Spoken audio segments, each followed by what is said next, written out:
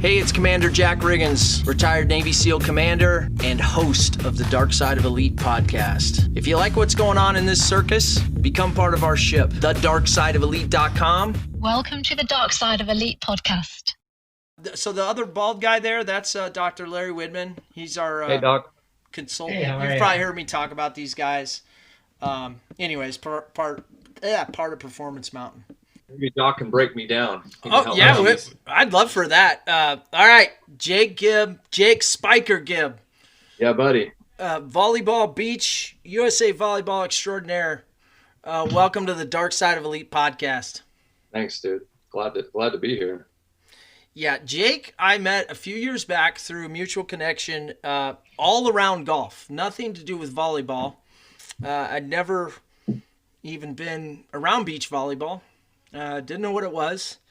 And so I got straight off the plane, went down to the training area, straight out of the cold, had what somebody described in the parking lot watching Jake and his partner train as, hey man, what's up? Hey, are you here to collect money? I'm like, what? I'm like, no, I'm here to see Jake Gibb. He's like, does Jake owe you money? I'm like, no, what's up, man? He's like, dude, look at the way you're dressed. Like, we're on the beach here. They'd just never seen a guy in shoes and full pants at the beach before. We're like, who's this guy? Yeah, who's this jabroni? He hasn't spent many days on the beach. No, I spent plenty of days on the beach in SEAL Team, but I'd just come in from Colton, Nebraska. And I was so excited to get down there and see you guys training and to find out this new era of, well, not new era, but this new place of elite and training and that I'd never seen, that I didn't want to change. So I just rushed out there. I sweat a lot and I gotta watch you getting after it. And that's where we met, eh? Yeah. Well, I think you should let the doc know and others that are watching. First of all, we know each other through, we do a group. We do 20 guys, 10 versus 10. Yes, talk about the Ryder Cup. We do a little Ryder Cup. And so it started about 12 years ago with me and my partner at that time. We started inviting friends of ours out. And we just started competing for 3 days. And that turned into, putting money on it, to putting a yearly trophy on it where we put our plaques and our names on it, the winning team. And that's grown to where it's 10 versus 10 now. And it's 3 days of basically debauchery. It's like, see how much you can drink. Well, I don't know. Yeah, anything is welcome while we're there. Edibles, whatever you want to do to get you in a in a state of mind that you're slightly coherent and yet still playing golf. That's where we were. So Jack you've been there 4 times? 3, I believe. Maybe 4. 3. I'm losing count. I mean, it's hard to first keep up couple with you years, guys. Jack was like the dark horse. He came in and just murdered, killed everybody. And he was just like the guy that was just draining putts to win the Ryder Cup for everybody. until this year, Jack was dog shit. You could not find a fairway. I was bad. You couldn't make a putt. You were bad, dude. Well, what happened? Can you explain that? I think people need to hear that. Well, obviously, some physical ailments from over the years, and maybe I knew I was going to get excuses. Well, I'm not saying excuses. I'm just saying it was hard to explain. Like, I was there in mind. What would you say about a guy that comes in with an excuse for when you ask him a reason for something, he starts with an excuse? What would you say is happening? No, I would say you have to admit the problem before you can fix the problem. That's what I would say. And there were problems. It was bad, but I'm going to go back to this. The first couple of times, my captain, you, made sure I was protected, and it made me feel welcome, made me feel part of the team, loved it, went out there and performed for my captain. And then this year, I looked on the list, and my captain had abandoned me. Well, I thought.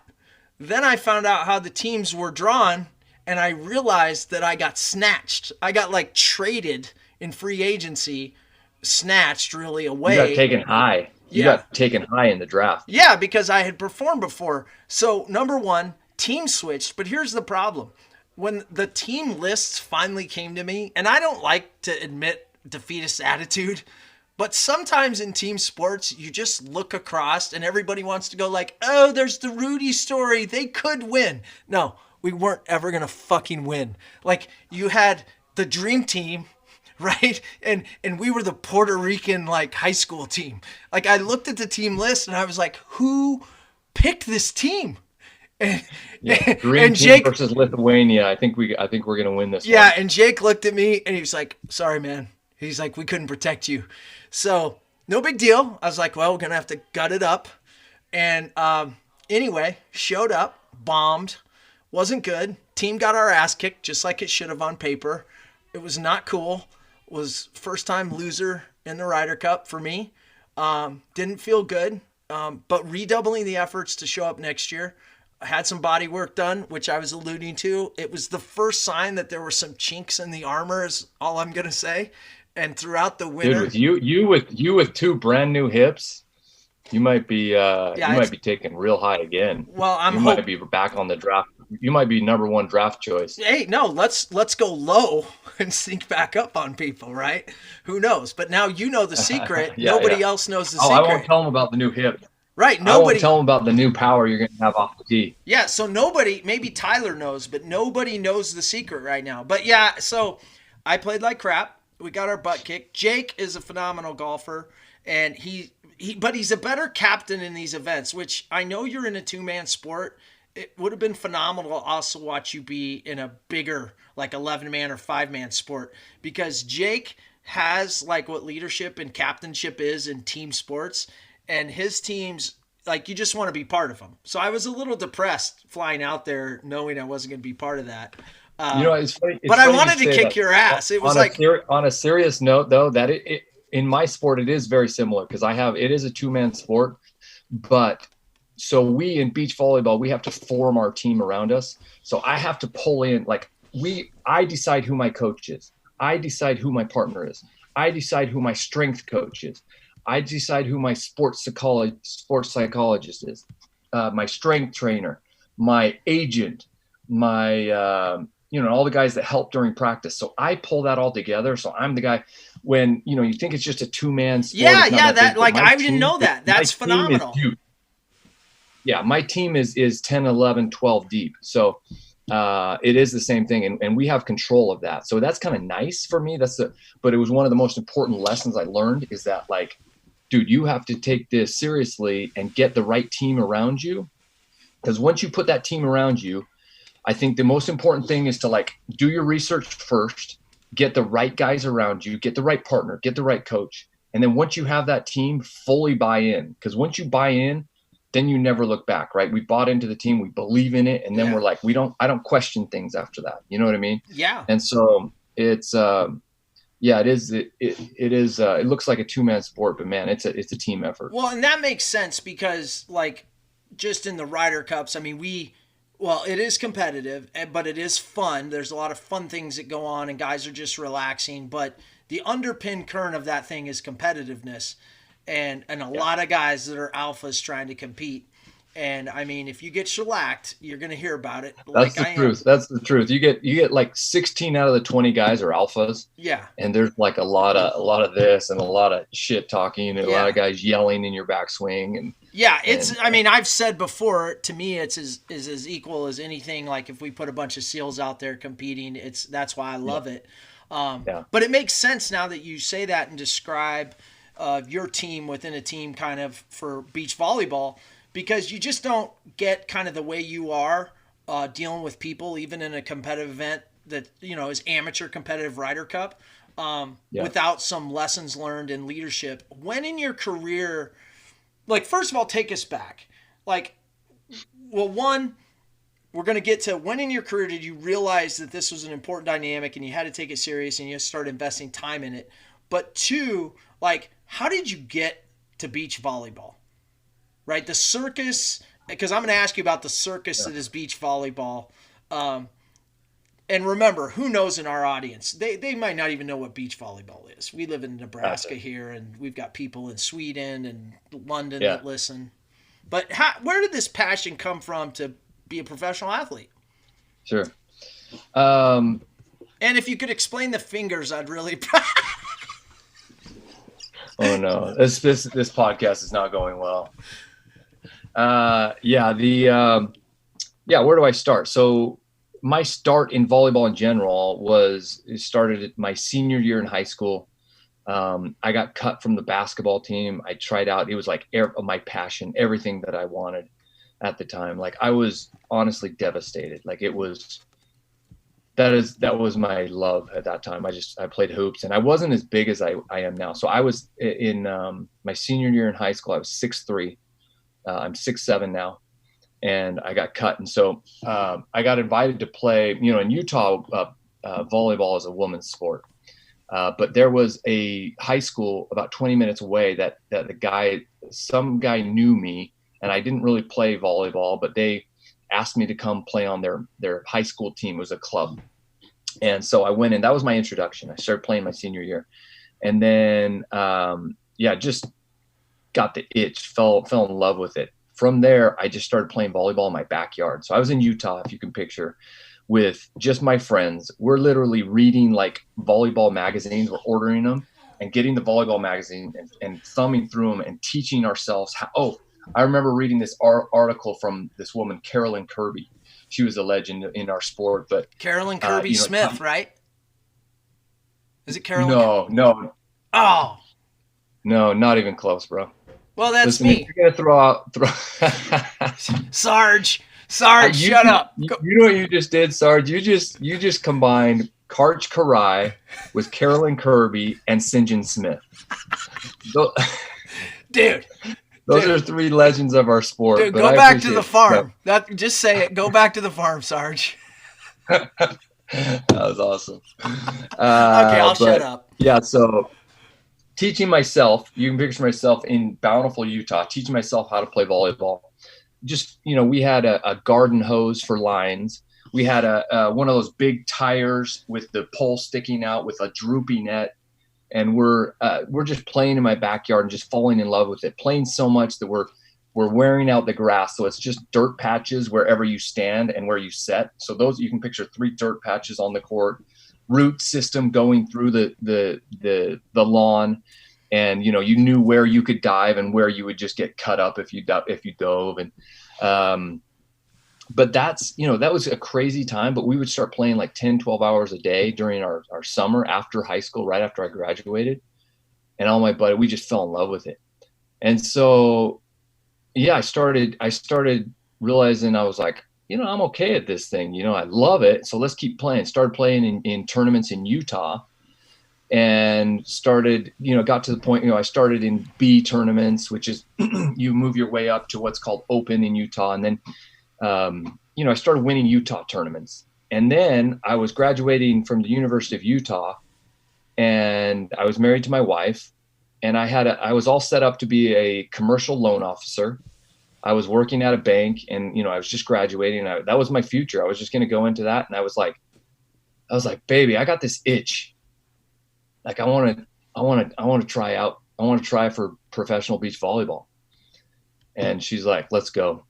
So we moved to California. Lucky you. We had first month's rent. We didn't have second month's. And my wife, God bless her, took up 2 jobs, and I went to the beach to play beach volleyball. And she supported me for my dream. At that time, we were like, all right, we're going to give it 2 years, see if you can start making a living at this. And I remember at my second year, I made $40,000.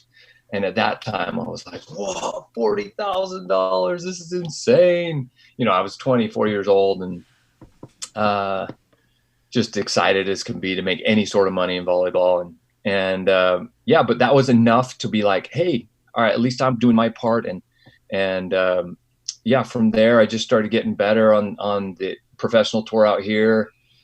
Got to where I was number one team on that tour, competed in the Olympics in 2008, competed again in the Olympics in 2012 and 2016. And now I'm the old man on tour trying to compete for, trying to get to qualify for the Tokyo Olympics. So that's my story in a nutshell. That was a long rant, but go ahead, Jack. No, well, it was only interrupted by me completely falling off the ledge trying to describe. And I consider myself a sports guy, but like I said, this is why I'm so fascinated with what you guys do, because I have no background. And even though I meet people through you and Tyler, I'm still a baby learning, and obviously I'm not learning very fast. But I love it because it's such a unique. I tell people when they run into me and maybe hear that I've met some of you guys or done something, I tell them I've never seen anything like what you do and the way you guys train, and then how elite you are, and then you add, like, I'll call it the show behind it. Like, it's like this traveling circus of elite athletes. And oh, by the way, could go to the Olympics if you qualify too. So it's just this really neat community, almost family, which I'm sure didn't start out like that. I mean, so you go from Utah. What does a guy like you do? Just show up down there at the beach? Like, hey, I'm here to, like, explain that to me, because there definitely was a core, I'm sure, at the time, and the old guard, and, you know, there's a scene. coaches. Yeah, there's a scene. Huntington Beach is one of the meccas of beach volleyball. And if you can imagine, I go down there, I go rolling down there in my big white shirt. I had this yellow flowery visor. My hair, I had hair at the time, just kind of flopping over the top. And I walked down to the beach. I looked like the biggest. I looked like you coming to the beach for the first time, Jack. Except you were 6'7". Except 6'7".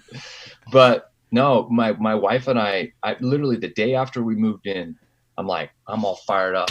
Let's go. So we head down to the beach, right next to the piers where kind of all the volleyball players are that at that time were like AAA players, which in my mind was like, man, those guys are fucking rad, you know? And we go down to the beach. I remember we got down here actually on a Thursday. My first day going down on was a Saturday. And we go down there, and I go up to the main court, and I'm like, you know, I'm all geeked up. I'm like, hey man, can I get a game? And the guy gives me this one. He looks at me. He's like, yeah, there's like a 6 or 7 game wait. And 6 or 7 game wait is a 4 or 5 hour wait. So I'm like, dude, just devastated. I walk over, like, head down to my wife, and I was like, yeah, you just said there's like a 4, you know, there basically, and there certainly wasn't a 6 or 7 game wait. They're just looking at the new guy going, new guy. Get the fuck out of here. Yeah. So, and I remember those guys, by the way, that gave me that one, but of course. But yeah, like, so I just grabbed a ball and I started peppering with my wife. We went over to a net near there and just like, I just tossed the ball. We had one ball to our name. I tossed the ball, she'd set it, and I go up and spike it. And I was like hitting as hard as I could just to, like, hopefully somebody would take notice. Yeah. You know? Send the message. Yeah. Just send a message. Nothing. First day I went home just like, oh, dude, what did I just do? I just moved out here. Like, I can't get, you know, I honestly was like, it was just intimidating to me, the whole scene, because there's a lot of good players down there. And I was like, and honestly, I was watching them play and going, man, can I even hang with these guys? And, but yeah, I left the beach the first day. That was my first experience. It was devastating. We were just like, my wife's like, you got this, no worries. We'll head back down there, you know? And so, yeah, it was a tough start. Well, yeah. So, I mean, of course, you're looking at magazines. You're not in that scene. So there's some, I mean, rightfully, wrongfully, there's star power. Whenever you haven't been in an area, then there's a caste system, which I don't think people necessarily understand. I mean, it's the same thing in SEAL team. Like, you come in new, you're like, oh, I got my trident. Like, I'm the best thing ever. And then, you know, basically you realize it's just start over, brand new, like, climb the ladder. And there's this caste system. So you're dealing with that. Like, okay, wife, I know, hugely supportive. Like, my wife wouldn't even be here without her. Like, doesn't get enough credit. But, like, you cannot do these elite things and climb without a support network of some sort. Like, how does that first conversation go, or how do you get over the starstruck, I'm going to go back down there, like, they're not just going to let me walk in? Yeah. Well, how I did it was I literally went down and we found two guys that were like, I mean, frickin' frack, right? These guys are, I mean, one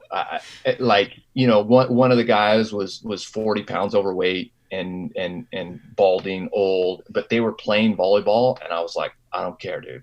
I'm like, we're going to play co-ed. And I was like, you guys want to play? I was like, I got my wife, let's go. And I mean, we just demolished these guys, but we demolished a guy that knew a guy. So we demolished this guy. His name was Phil. I still know him because he invited me to go play the next day because we beat him. And he said, hey, I got a good player. You want to come play with me tomorrow against this guy? I was like, hey, there it goes. There's the first invite. I mean, these guys, if you can imagine, these guys are, B players at best, which is just above like barbecue ball. Right. And I'm like, I could have had a match with them potentially. No, not even. No. Oh, they're that. These guys would slaughterhouse you. Oh, so they're way better than me. But like, if you were on my team, and no, you could hang with these guys. No, I didn't say I could hang with them, but maybe just by look, we'd be like, hey, you want pepper and get a little game going? There you go. This is how you start this epic career. Jack. Exactly. Holy cow. So knows a guy, brings you. Yeah, brings me to a court. He invites me down to this place in Newport Beach. And I'm like, yep, okay, I'll be there. This is, I didn't even have a cell phone at the time. And I remember getting lost, whatever. What year is this, by the way, roughly? This is 2002. Okay, gotcha. So yeah, I head down there and, I was playing with this guy that was no good, but we played against a team of another guy that was no good, but he brought this guy named Ryan Mariano. Oh yeah. So Jack knows Ryan Mariano, who played professionally for 15 years. At that time, he was an indoor professional, but he was a great player, but just had this friend that he did a little hit and giggle with, happened to be slapping her around that day. No kidding. And so it was clear once we formed this 2 versus 2 that he and I were like we were the SEAL team. And we were the elite guys literally looking across the net going, all right, when are we going to ditch these guys and go play some ball? We got to go find some real dudes to hang out with. But I mean, I was happy as a clam to just get a game. And so that guy, dude, I got like the quickest intro ever. So he literally that day was like, hey, you want to play tomorrow in Laguna? And I was like, yeah. So we started playing. We played one day, kind of slaughterhoused everybody on the court. And then he's like, hey, I have this hookup. You want to go play in Doheny Beach? And I was like, sure, you just tell me. Who are we playing? He's like, we're playing Karch Karai. Dude, this is the first week I come down here, dude. It's that big of a transition. I was like, what? You go from the backyard and hoses to pack up the car, honey. I'm not doing this bank job thing. And I got a game with Karch. And so I go down there and I was like, we show up to Doheny Beach. It was Karch Karai and Brent Doble, #1 team on tour. And Ryan Mariano, like he was in the qualifiers. He was just a bottom feeder at that time.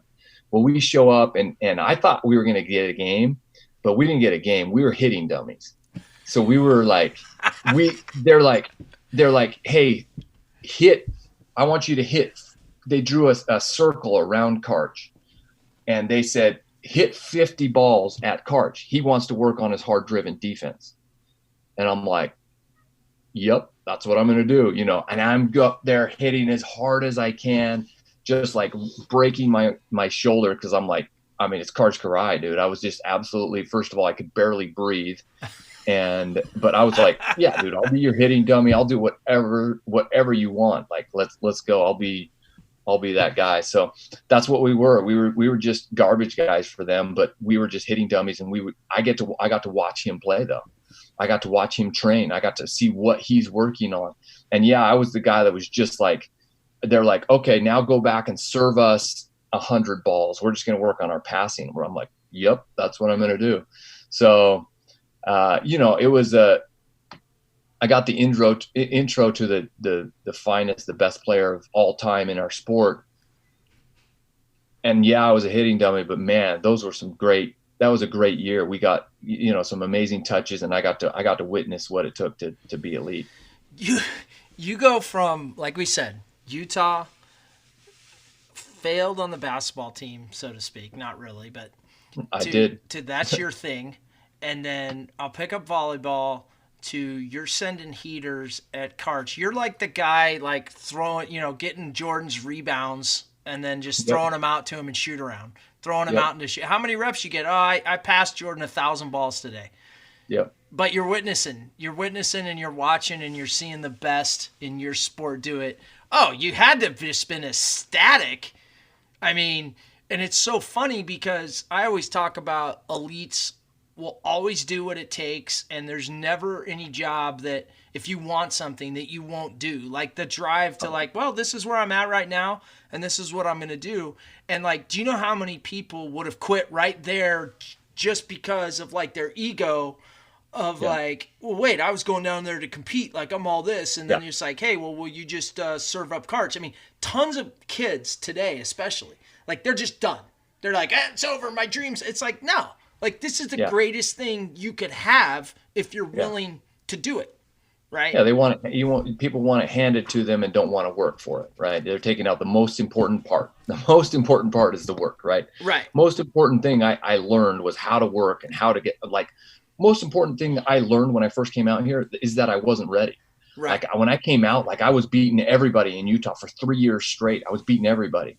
But that's like, being the best beach volleyball player in Utah is like being the best snow skier in Hawaii. It's and then coming out, I was like, oh, this is what beach volleyball is. This is what an elite athlete is, And I was a 6'7", like doughy, skinny, white kid from Utah that I had good hand-eye coordination and I could move, I was coordinated, but I didn't have the strength I needed. I didn't have the speed I needed. I didn't have the arm swing I needed. Like I was not even close to where I needed to be, but some important lessons, that's for sure. Oh, what you just said, the whole story basically is like the foundation required to begin the journey.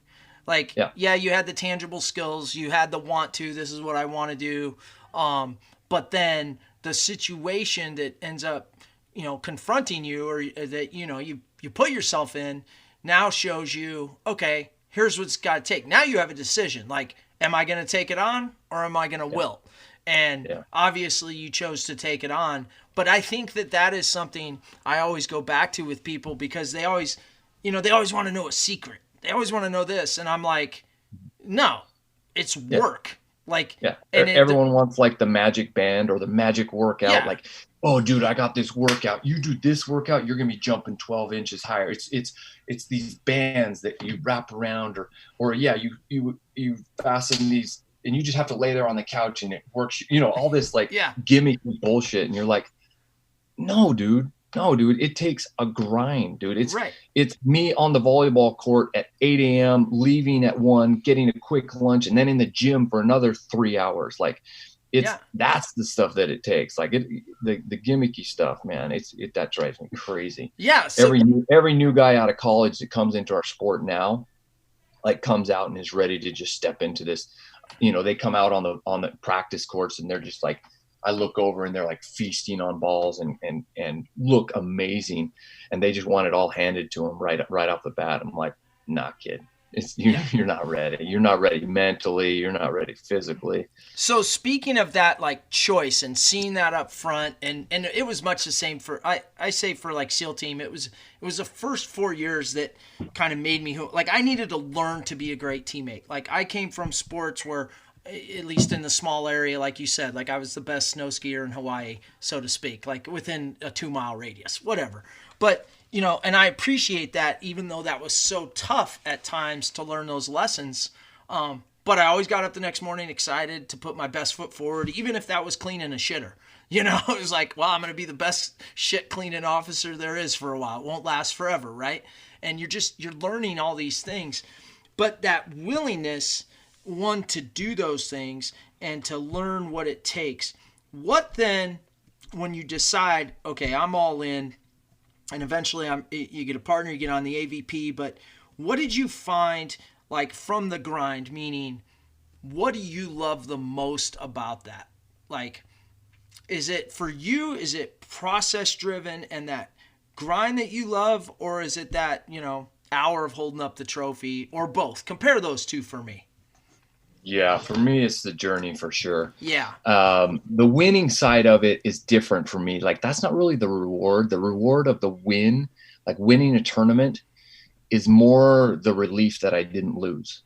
So, you know what I mean? It's like, because the losses fucking suck, dude. Yeah, like people remind you of them on Zoom like 8 months later. When you go. Right? And exactly. Now it keeps the fire stoked. Yes, exactly. You know exactly what I'm going through. But I forgot what I was saying, Jackie. No, the grind versus the journey, the journey versus, that. Yeah. Hands down, the part that I enjoy more is the journey with the team. I mean, I don't want to sound cheesy, but it's the relationship with my partner and like the ups and downs that I go through with him. And because you're living and dying with this guy, you're putting it, there's something about, and I'm saying this to you that I feel a little hypocritical, but in my world, we're putting it all on the line because, listen, you guys are really putting it on the line. Let's stop right there. No, let's stop right there. That is a fair comparison. I tell people this all the time because some people, and I get it, if like you weren't in the military, people think, but here's the deal. It's what it means to you. Like that was I tell people all the time, that was my competition. Like I would have loved to have went to the Super Bowl and been a pro athlete. Like, but this was mine.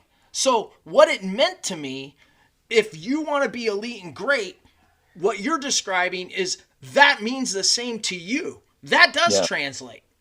Absolutely. Okay, cool. You know what I mean? Cool. People always feel bad about that. And I'm like, do you want to be great? I'm like, then it better feel like life or death when you're out there. Yeah. No, I appreciate that. I appreciate you saying that. It feels a little different when you're an entertainer versus protecting and saving our country. But I know what you're saying, and I appreciate it. For us, it's like you're with one other guy and this team that comes into this where you're win or go home, and you're like win, support your family, be able to continue playing, or go home, find a 9-to-5 and get a what people would call a real job. So you are, in my world, you're putting everything on the line, and that's why you got to do your homework with who you choose as a partner, because there's, there are a lot of what we call practice guys, right? Which guys that are out there on the beach when Monday through Thursday, they're balling and they are crushing balls and they're really good. And then you get them on stadium court in front of 10,000 people and in front of millions of people watching on, let's say, on Amazon Prime or on ESPN. And how does that guy perform then? Because that's a different story, and I'm sure you understand that. But I think Doc would love to chime in, because his whole thing, and I agree with him, obviously we teach it, but his whole thing is max out when it matters the most. And like, what's the point if you can't do it when it matters the most? And I agree. Like, that is the fundamental of when you're trying to be good at anything. It's got to be when it matters, right? For sure. Did I say it right, Doc? Yeah, you did kind of say it right. I'm kind of impressed. You're learning and listening and growing. I'm really proud of you, Commander Jack. I've just been listening to you to go back and forth here, and I realize I need to go back to school. I need more training to help both of you guys. But I'm going to do my best. We're in the lead. Pull us out, Doc. But what's really interesting about that with Jack is that my very first comment to you was going to be about I do a podcast called Max Out Mindset, and I always started off by saying, given the talent, experience of the athletes and coaches, the depth on the team, health, intangibles, can the team reach the limits of their capabilities? Then can they do it under pressure when it matters the most? And I would say, because if you can't do it when it matters, what's the point? And so I'm really going to ask you a couple questions about that. First, I'm curious about really what my goal is, to help people put themselves in position to max out and the ingredients that it takes to get there. Because I've heard you talk about commitment, being all in. I've heard you talk about confidence. And I'm starting to hear you talk about composure, like doing it under pressure when it matters. So I'm curious, before I get into a little bit about your history that I've studied, tell me what maxing out means to you. Yeah, maxing out means to me is getting the most out of what this body is capable of. So for me, you know, I was like, I always go back to like what my default setting is. Like, my body is like my dad's. If I don't work it out and I don't train it, I'm, you know, a 6'7", 165 pound, skinny, soft, like no leg muscle. Like, that's my default. So maxing out is like literally like busting ass in the gym, on the court, during practices, and getting the most out of what this body and mind are capable of. Yeah. So what I would call that is, that's one of the ingredients of elite mindset that I talk about, meaning commitment, being all in to the physical, mental, technical, and tactical ingredients of high performance. So I want to take you somewhere, because Jack has talked about your backstory a little bit. And obviously, this may seem like some strange questioning, because as I understand it, you can tell me if I'm wrong, as of late, you're the #1 ranked team in the United States, you and your partner, and ranked number 8th in the world. Is that accurate? Yeah. Okay. I was looking at your final kind of standings every year, meaning it looked like you finished somewhere between 5th and 15th in the world every year, depending on who your partner was, but always in the top 20. And looking at your past 3 Olympics, 2 5th place finishes and a 19th place finish. So my question to you is, my first question is, when you look at that record, I mean, we're talking right near the top of the entire world. When you look at that record, when you look back at yourself and your partner, have you put yourself in a position to max out and didn't get it done? Or when you look at those records, how you finished in the Olympics and the World Championship point totals, and then this current year, is that the limits of your capabilities at this point? No, I don't think that's the limit. Yeah. So, I mean, that's there's different animals there. Like, I feel like I feel like I've definitely, I don't know if I've maxed out, but I've done well on our domestic tour. Like, I've been the #1 team for quite a few years. And some years I haven't, but I've done well there. The Olympics is like the one thing that I'm still out there trying to grab. Like, I want a medal in the Olympics.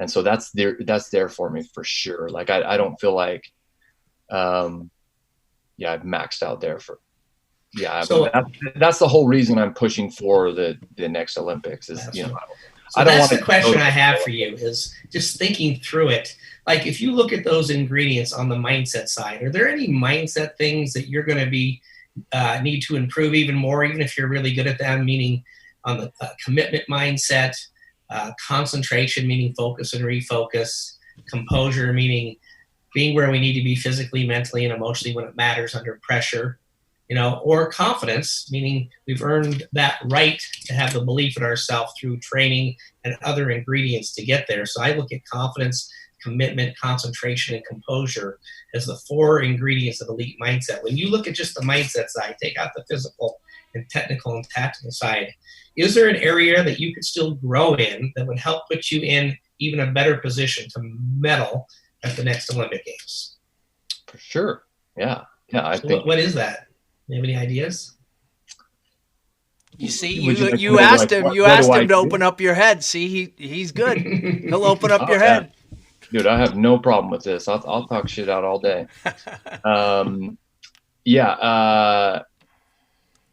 So I guess I could tell you what I do and then you can analyze what I could do more. Is that the way to go about that? Either that, or if you have an idea of saying, as you've analyzed things and looking, back over the last few years about what you still need to improve on, because you seem like you have a growth mindset, always on working on things getting better. If you've identified anything on the mental mindset side that you said, if I did this a bit better, it would put us even in a better position as a team to get a medal. Yeah, I mean, I do meditation. I do some focused breathing training, and that all relates. So the biggest thing I do is I was always a big meditation guy. My dad was into he used to reward us if we would do 30 days of what he called TMing, which is transcendental meditation, which is taking a mantra and kind of repeating it over and over. So I was introduced to that. I think about it now, my dad was really ahead of his time, but yeah. So I was doing that as a 13-year-old. So I've always known the importance of it, but yeah, now I call it just focus training, where I sit and just focus on my breath. And then thoughts come into your mind and you start thinking about volleyball or, kids or wife or whatever. And then you push that out and you bring your focus back to your breath. And, and it's something that you get better with as you practice it. And then, and the way I practice that in games is I try to, in pressure moments, when things are coming into my mind, like if this is, so let's just say it's a big moment in the Olympics or something, I try to bring my focus into a singular focus, which is, for me, it's the ball. I actually read the word Wilson on the ball as it's being served to me. So I try to actually capture that word. And so, those are all little tricks I use to try and narrow my focus, so that if I'm trying to read the word Wilson, what am I not thinking about? I'm not thinking about the bullshit that's out there, like the fan that's heckling me, or maybe the pressure that I put on myself. So those are the things that I've worked on, that I've tried to implement. And so, yeah, I guess that's where I am. That's what I tell you what I do. And you tell me what you think I could improve on, or because I'm always open. I know the importance of it's interesting in sports, we work so much on the physical and not that much on the mental. And so I certainly understand. I give it 50-50 importance. So I'm always open to it. Yeah, I find it interesting. What you're telling people is that you really used, I'd almost call it a performance word, but you used a focal point, meaning the Wilson on the ball, to stay present. Because that's really what you're doing. You're staying present, because as high performers, Jack knows this in the SEAL world too, when you are worried about the past or you're thinking about the future, now there are times for both of those, right? Yeah. Game planning and things, but in the moment, we've got to figure out how to be right here, right now. And it's very challenging under pressure to do that. So I love that you have found a focal point that you can always rely on. The balls can always have Wilson on it, and you can use that to stay present. And so that, to me, is one way to help with our focus and then refocus. And I always say that's what high performers do extremely well, is find a way to focus. But then we get distracted by a heckler or a bad play or the pressure of the moment, and we have to be able to refocus. And you have your refocusing. Let me ask you this, Doc. Let me ask you this. So I've thought about, so one thing I haven't done, I'd be curious as to your opinion on this. What I haven't done, I've never gone back and watched my Olympic matches. One, because some of them are so painful.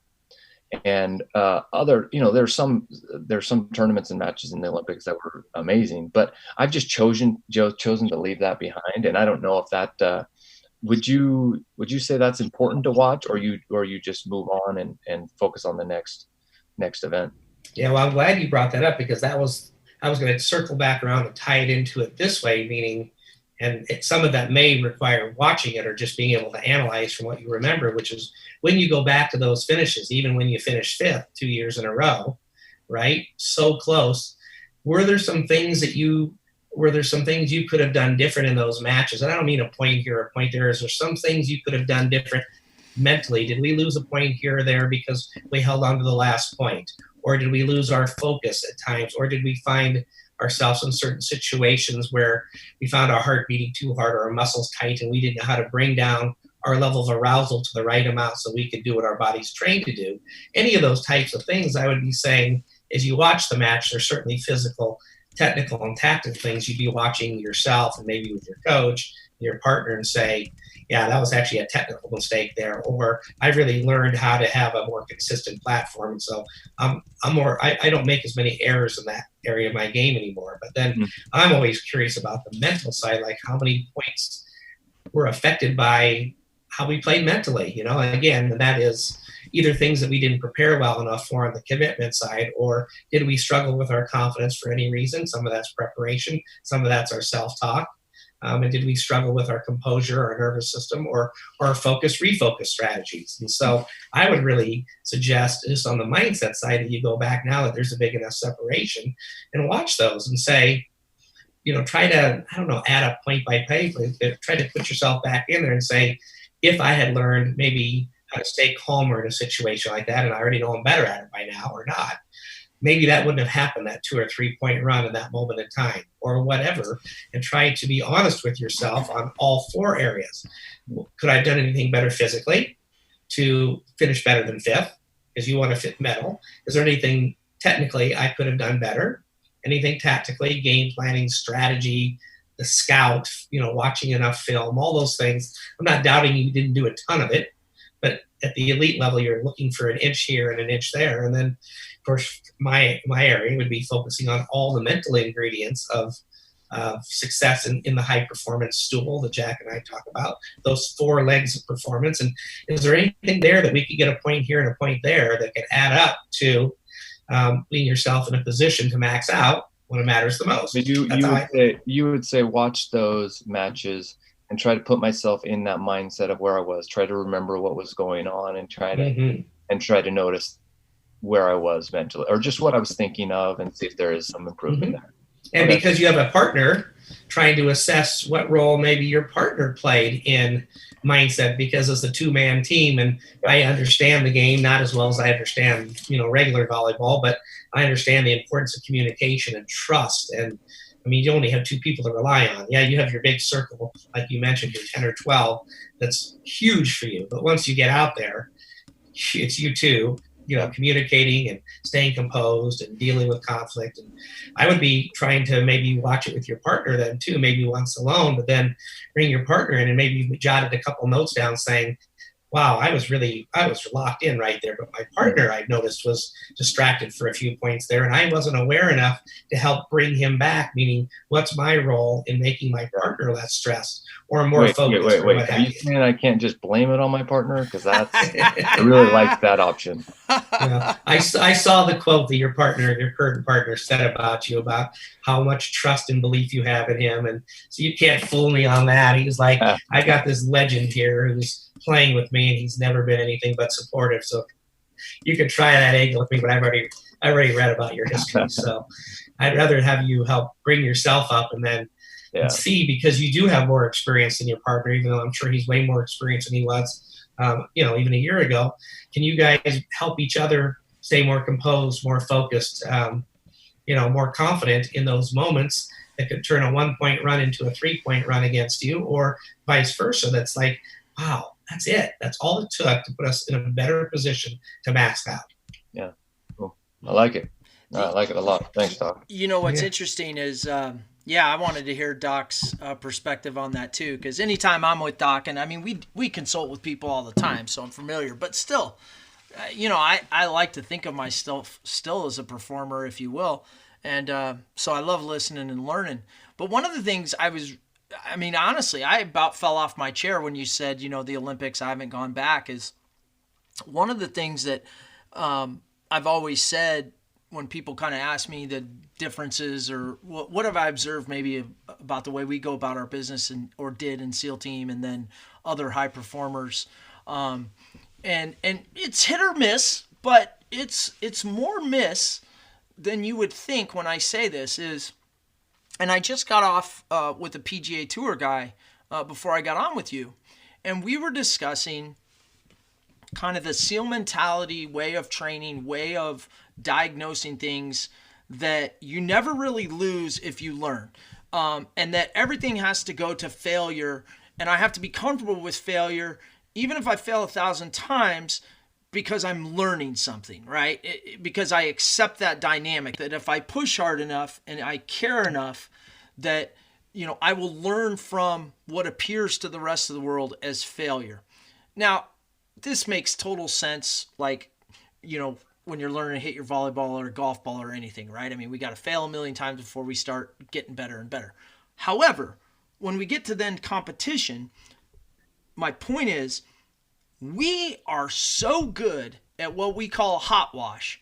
Right after the event, emotions are still raw. Training, we do it in everything we do. Like, we go out and do a takedown training, and I talked to you just briefly, and it was all over the place that day because I just gotten off the flight, and we discussed this. But that raw emotion hot wash of good, bad, and ugly. Like, here's what just happened. Good, bad, ugly. Here's what I did, good, bad, ugly. Here's what, the other person in your case thought they did, good, bad, ugly. The coach, and then as a group. And we do that as a matter of systematic practice with no ego, with the sole intent of make the team better and make sure mistakes, and most importantly, that were made are not made again. Or, if they happen twice, wow, this really has to be addressed. And of course, that can be on the gambit of technical, tactical on our part, physical, it could be mentality, right? And so we kind of really cherish when we get our ass kicked, because we know that's probably the greatest lesson learned, potential to learn something and get better. And yet it's hard to do. And it's hard to do for a lot of people individually, because there's pain associated because you worked hard and you got there.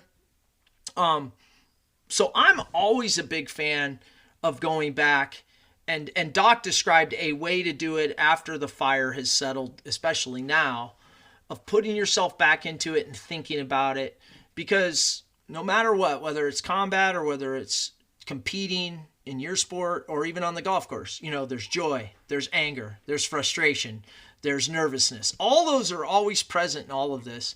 And then, of course, if you have a teammate, or in our case, you had an assault team, multiply that by however many people you have.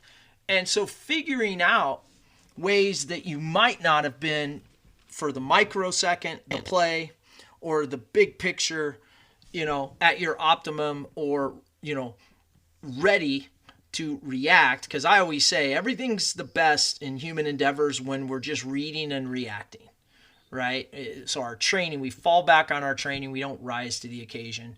So we've got to kind of rake ourselves through the coals sometimes. And sometimes it's in like watching The Last Dance lately.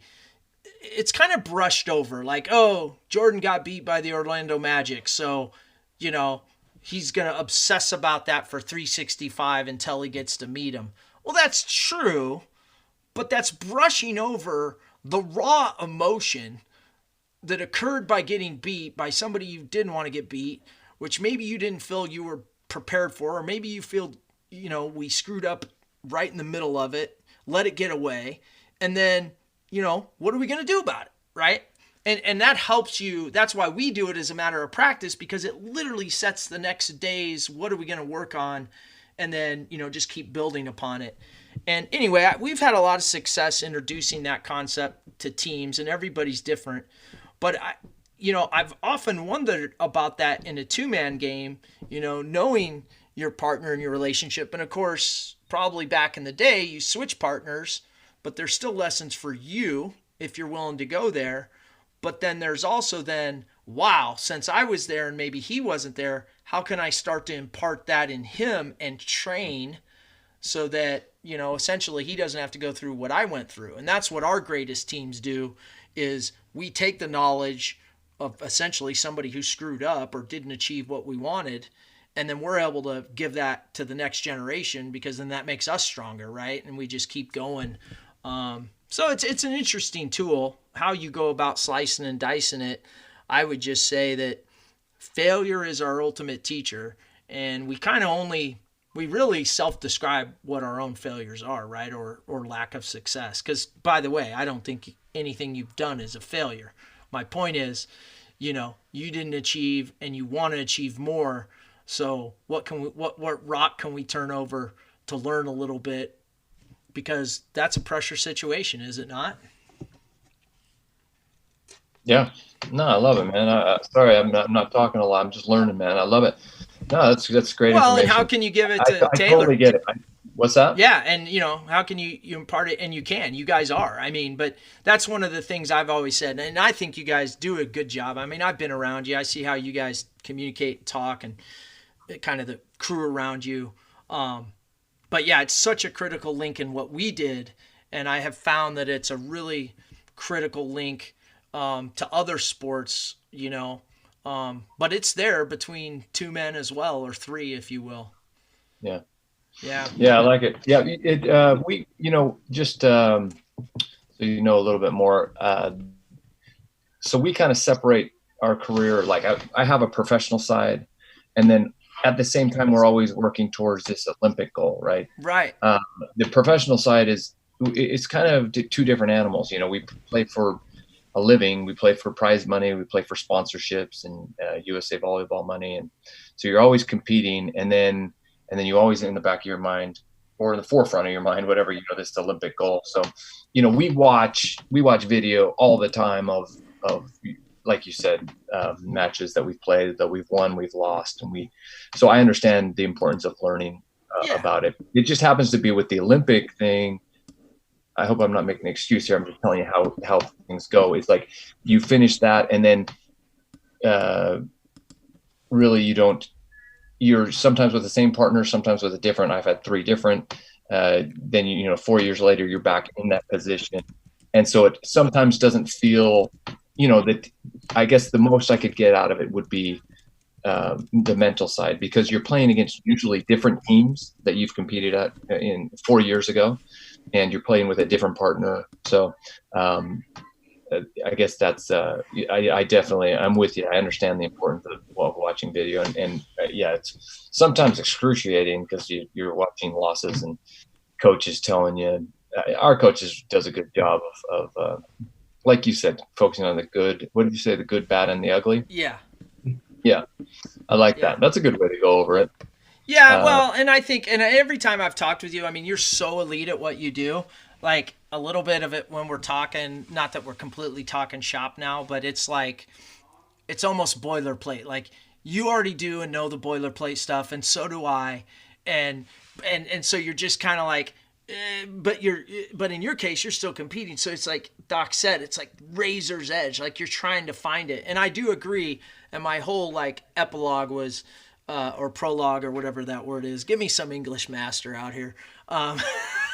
Is that, yeah, I think mentally, if we can always go in and dissect that part, that's a huge part of it. As you said, 50-50, like the technical, the tactical, I mean, the enemy reacts and sometimes you get beat, but it's like finding, what maybe, because you're right, the Olympics are different, and that's what's interesting to me in your sport is, you have some people that the Olympics is all they have, and they're down there training and this, that, and other thing.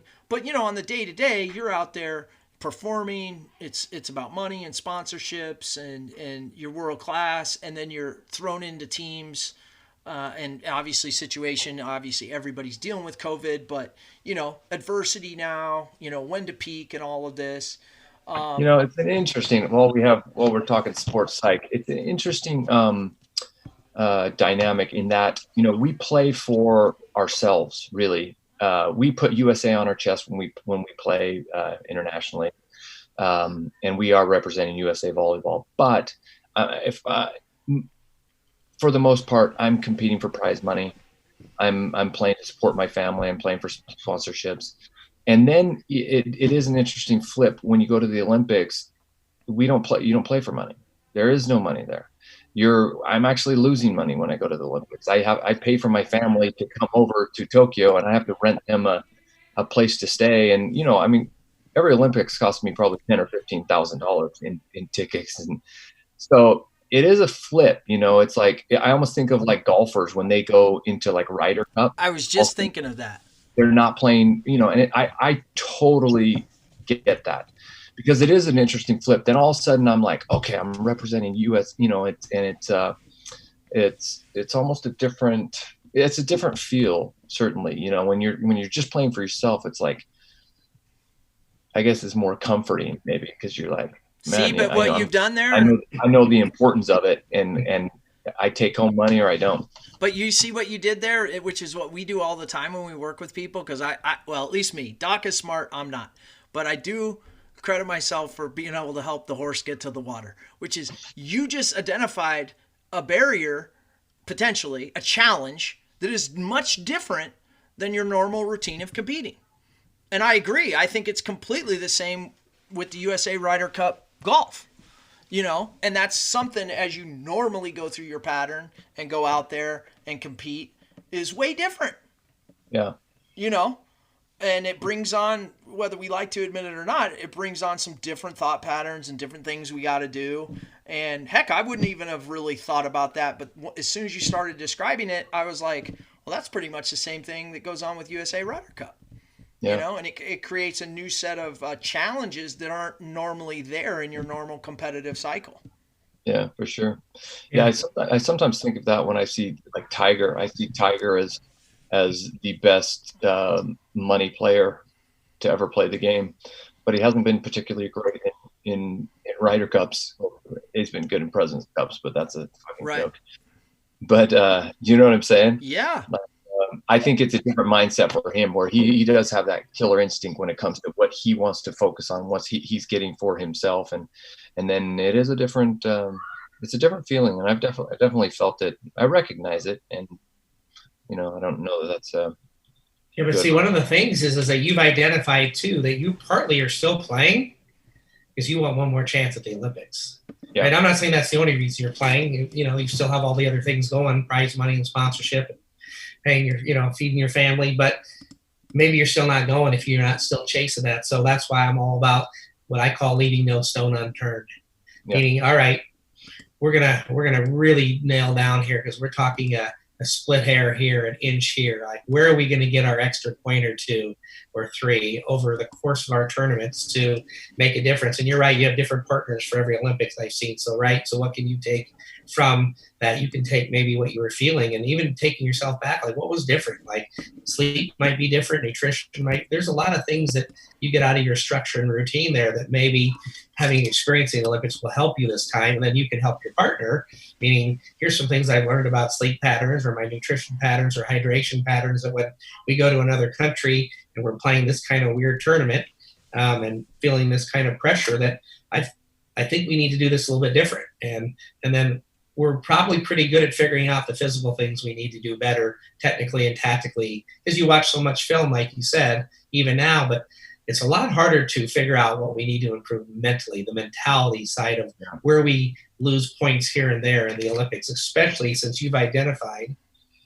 And I think it's great you put it out there. Like, this is important to you. Like, you want to medal, and you're coming back to try your hardest to do it. You're not just going to try to make a team and show up. You want to make some noise at this Olympics, and you know, good on you for that. That requires you turning over a few more stones to get there, I think. Yeah. If I were to, you know, one thing I'm happy about is that, you know, I'm not so afraid to lose that I don't try. So, you know, because actually after the last Olympics in Rio, you know, we finished 19th. I went into like a dark place. You know, I went like, I didn't draw the window shades for 3 weeks, and I was just, you know, just really bummed. So, and I thought at that time, because I was 40 years old, at that time I was like, all right, I'll play one more year professionally, but I'm going to call it. And then and really didn't commit again for this Olympics until 2018. We finished that year, and I was still playing well. I was still, you know, we were the number one team in the U.S. but I had to go through a real mind fuck, for lack of a better word, where I was like, hey man, are you willing to put yourself out there again and go for this?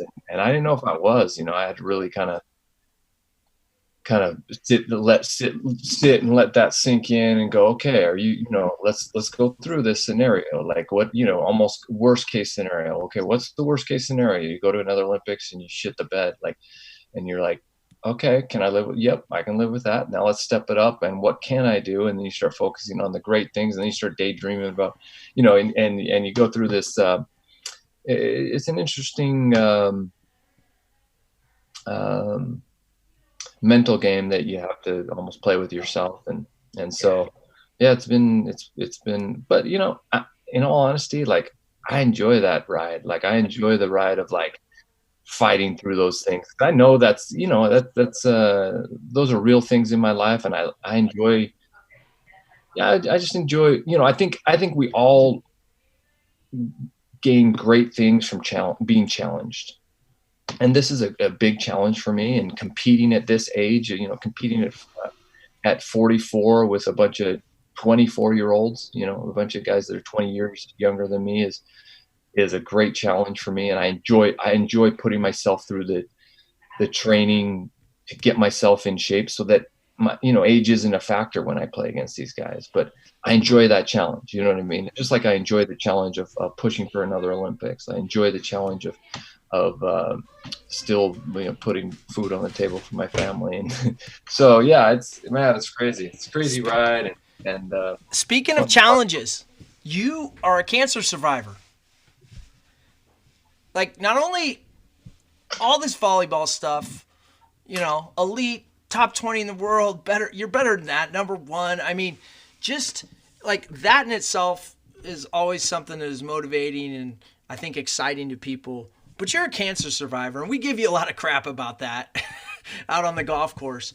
But talk us through, I guess, the natural scare, again, with life, family, kids. Oh man, to then challenge, got to overcome it, and back to bashing the 20-year-olds when you're in your 40s.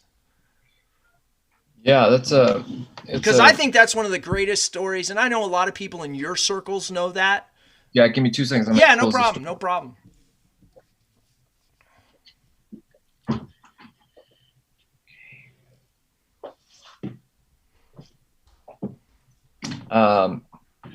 Yeah. So, yeah, that's I forgot the question, but you were talking about going through cancer. And yeah, I mean, it's just this subplot.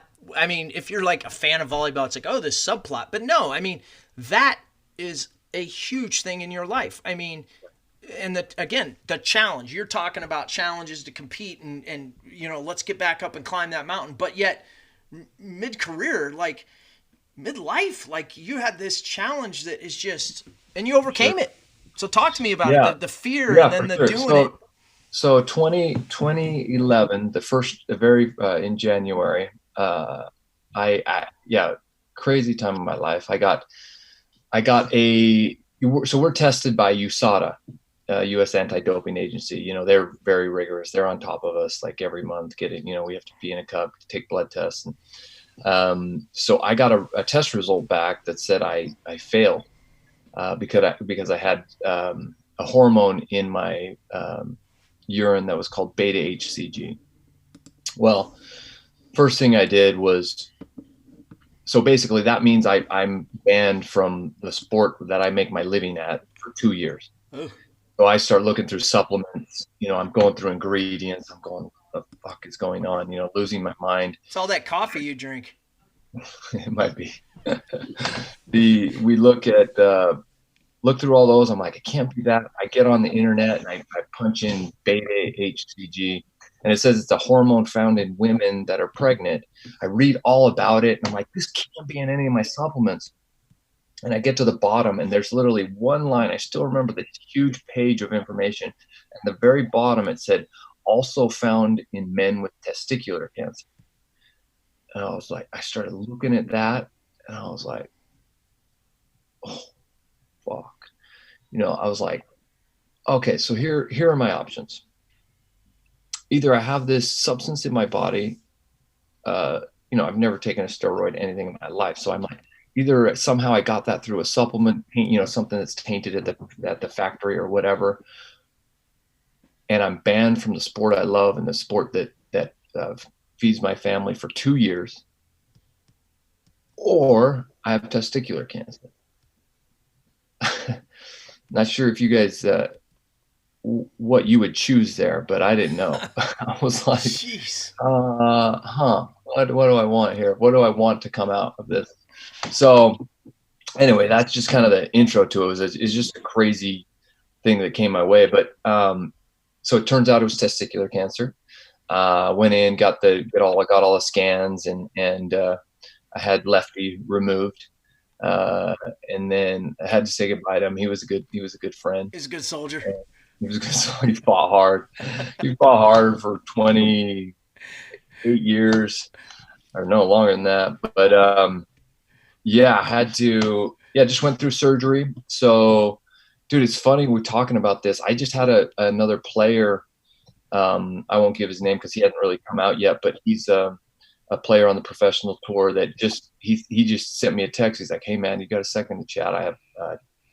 He said I just had an orchiectomy, which is the surgery that you have that removes the testicle. Okay. I had testicular cancer, and so like yesterday he sent me that. He's like, "Do you have time to chat?" I just called him right up. I was like, "Dude, let's chat.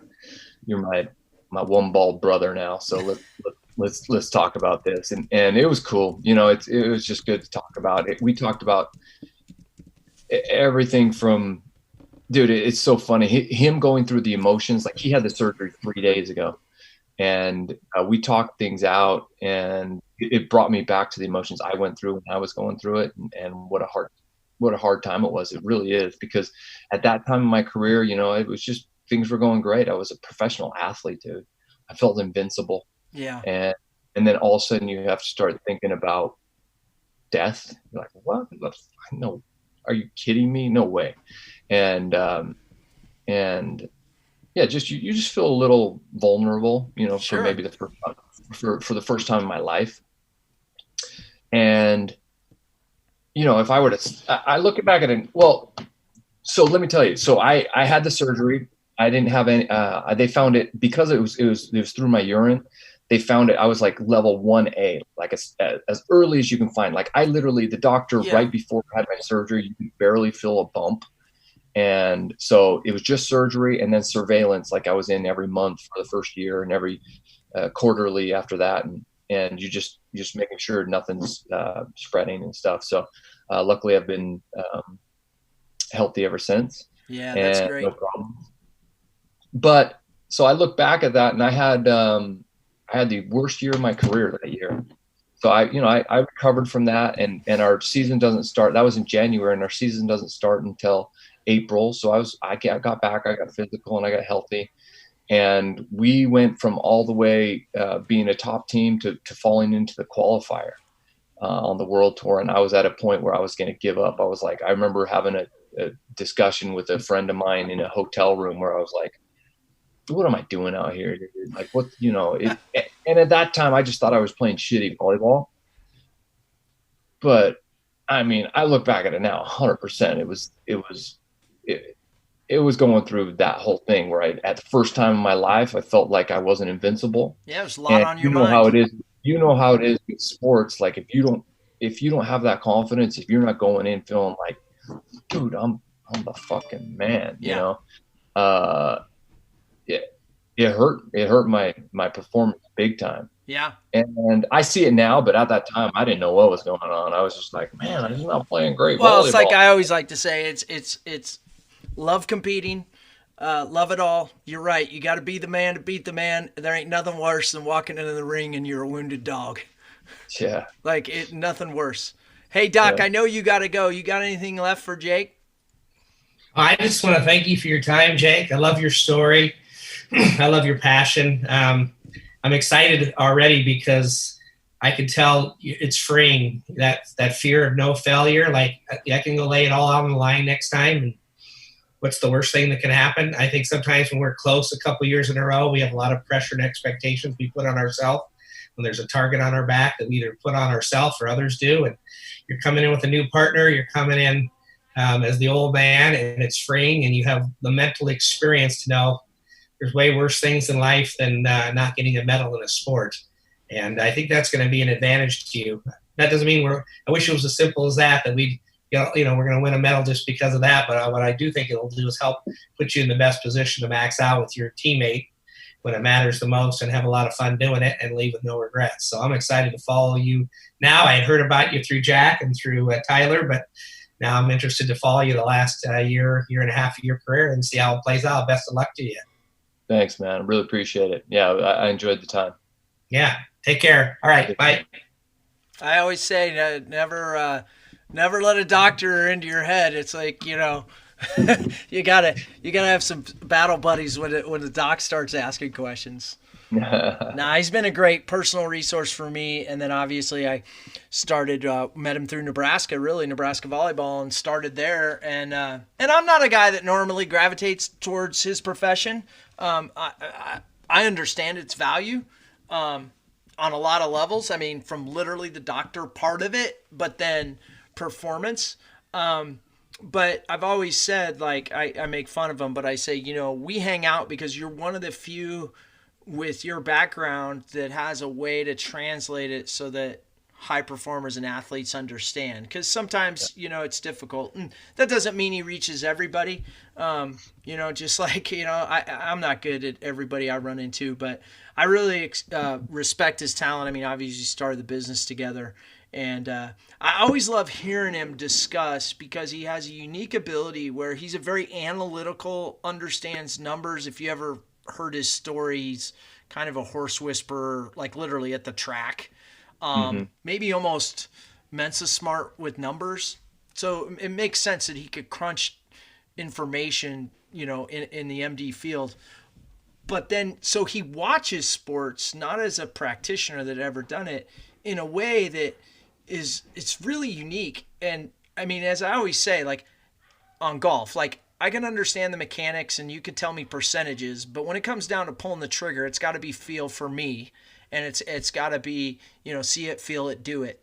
And, but he's a hybrid, right? Like he can talk from the science side and stuff. And so it always makes my mind like, oh, I never thought about it. Like, let me think, okay, interesting. And I think with the tandem, and we have an NFL guy, former guy helping us too. It's been fun to watch it help a lot of young people and stuff like that. But anyway, that's Doc. Yeah, that's awesome. Yeah, so cancer, you're totally right. Like, I know for me, I was 30 when I had some of my first injuries, and, I wasn't going to come off the line. And so I was going right back in. Mentally thought I was there. Physically, things weren't working, and went through a lot of denial, and a little bit different. I mean, you coming back, but the mentality was, I'm going to go compete. I'm going to be part of this team, but the performance curve was not cool. And, it took me a lot of years to realize I'm a wounded animal. Like, I got to get this stuff figured out.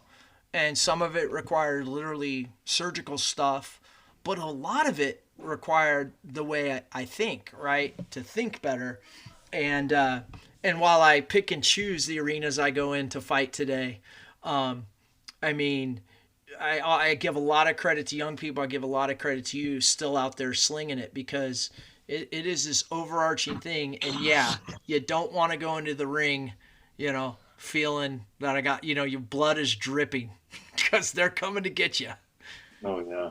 They'll pounce, man. You got a bunch of athletes out there that are eating glass before they come out on the court. They're ready to just well, especially you. I mean, let's be honest. You went from, you're warming up Karch, so you're a nobody.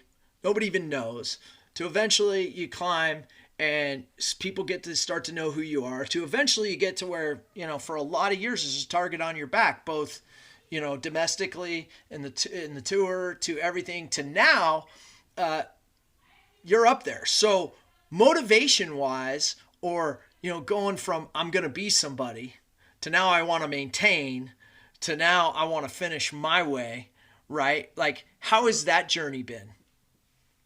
Yeah, it's an interesting thing, in especially in a sport that, you're competing against other people. Like golf is a little bit different, but like, once you get the top, be a top player, let's say in the U.S. Well, what happens then is all the other players start watching you. So it becomes more difficult. The reason it becomes more difficult is because then they know your tendencies. They start to know what Jake does at the end of a game, where I like to serve, where I like to hit, and they start watching film on you. They start watching how you're playing defense. And so everybody's putting all their energy into you because they want to bring you down. And so, that's what motivated me, was like, all right, I'm here, but you're not taking my spot, man. I see a bunch of young, hungry kids coming out of college that are physical, dude. Yeah. Like, dude, when I first came out on tour, I was the big dog. I was 6'7", and now you got these, 7-foot Russians that are fast, athletic. These guys aren't like, Sean Bradley. They're right. They're not, Yeah. These guys are maybe I gave Sean Bradley too bad of a time there, but I mean, these guys are physical and aggressive and. Well, hey, Sean, we know, Sean, you have a great basketball player. There's limited range there though in the athleticism. That's what you're trying to say. I just thought he was a big pussy. So, what I'm saying is these guys aren't pussies. No. I mean, you know what I mean? Like there's you got so that became the challenge for me is like once I was on top, like, man, you got to fight harder and you got to work harder than all these guys coming up, because to stay on top is the hardest thing, and to sustain that over a 15-year period is one of the hardest things to do in sport, and that's something I'm really proud of. Yeah. Really proud. No, it's epic. I mean, I used to even dragging my ass through SEAL team. I mean, there were days I literally would look at, Brett Favre and I would be like, I've got to play as long as Brett Favre. Like I've got to beat, like I got to keep going. I got to keep going. We don't have like a performance curve like you guys do, or maybe we do, but I wasn't good enough to do it. My thing was just stay on the team and be a contributing member. Be a leader, obviously. Here's a question for yeah. you, Jack. So that's what goes through my mind. I kind of know when I'm going to be done. Now I'm going to be done next year. Yeah. But that's been in my mind the last like 4 or 5 years, is like, when do I go out? And for me, it was always like, I just wanted to make sure that I still had a chance of winning opens. Like if I feel like I can still enter any tournament and I can win that tournament, then yeah, let's go. Because I didn't want to get to the point where, I don't want to get to the point where guys that I've been beating for the last 5 years are starting to beat me. Right. And I'm going like losing these matches where I'm like, man, that's not how I wanted to go out. I didn't want to go out the way Jordan did it with the Wizards. Right. I was going to talk about that. Yeah. You know what I'm saying? Like that for me is like, no, man, that's not how I wanted to go. So that's why I've always been ever since I was 40, I've been year to year, I've just been, all right, let's see where I'm at. If I'm still there, then let's go. But, and I'm not saying that's the right answer, because I have, our buddy Sean Rosenthal, mm-hmm. He's just getting to that stage where he's 40 years old and he's still competing at a high level. But he said he wants to play until like they kick him off the court. Yeah. And I'm like, I admire that, because he's like, he just loves the sport of beach volleyball, and he's going to go out. He's going to go out and play until he can't play anymore. Yeah. But for me, like, I don't know if it's ego or what it is. Like, it's not how I want to go out, so I've just chosen the other path. But what are your thoughts on that? No, that's great. I mean, I appreciate you, one, breaking it down, using some other sports examples, which I'll throw back at you too. And then Sean, because there's some different dynamics. And I'll tie it into kind of my thoughts in SEAL team. So I think that in society, this whole thing gets overplayed a little bit. One, because most of us, and depending on our sport, we're sitting in the cheap seats watching the sport. Like we didn't, I might have applied what I could to SEAL team and their similarities and you in this sport, but we hear about these type things through all these other sports that we didn't do. We don't know. So what do we learn from that? Well, we learn, okay, yeah, Jordan stayed too long, we all think, with the Wizards. And that's what I would say. I don't know what Mike would say.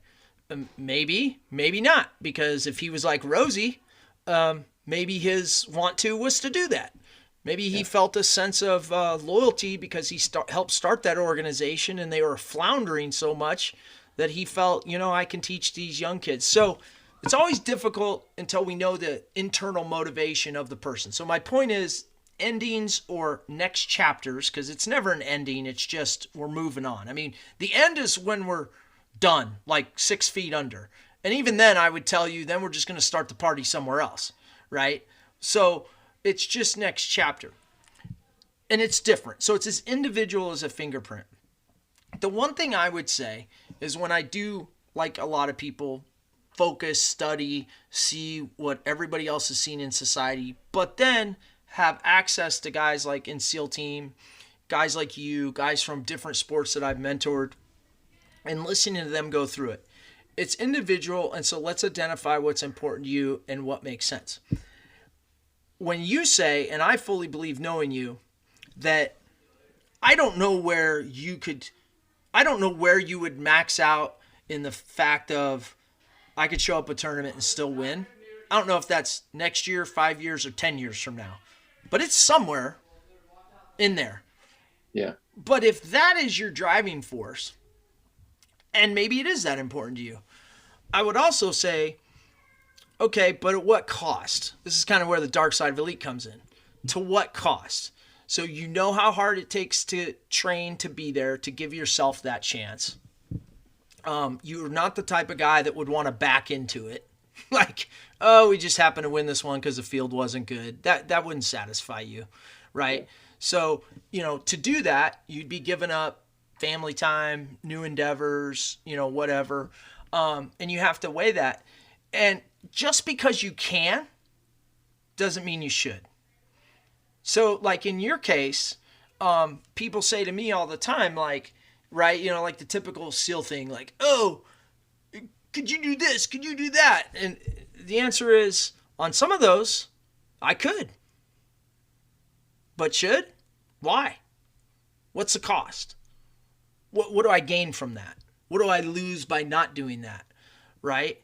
Am I capable? Yeah. Are you going to be capable, just like I said, with your current partner, your current shape, everything, if all that stays the same? You're going to be capable for a lot of years of showing up to tournaments and winning. But should you? Right? I mean, because other things come into play now. Maybe eventually you go too far, like you said, and you don't go out on your terms. I'm a big believer in identifying your terms and going out on your terms when you've had an endeavor that, like for me, it was SEAL team. I mean, it was 25 years of my life.